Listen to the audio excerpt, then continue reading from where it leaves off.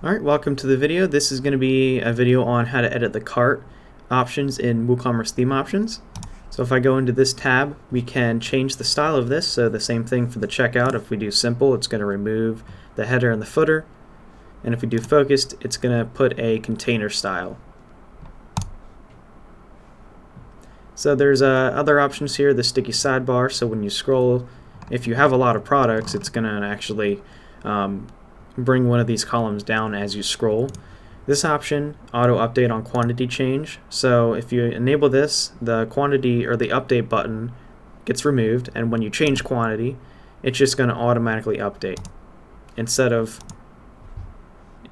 when this is not enabled, when you click the plus, you have to click update cart as well.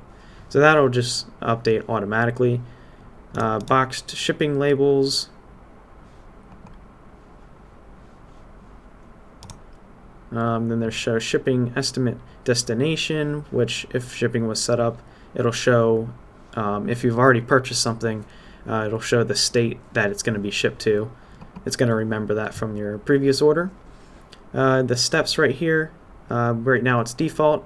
We can make them small, so this is this line right here, or smaller. We can make them uppercase, normal, and we can also enable step numbers. So it's going to just add some numbers next to it.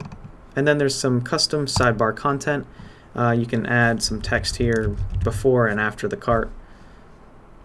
So if you wanted to add any other text right there or notices.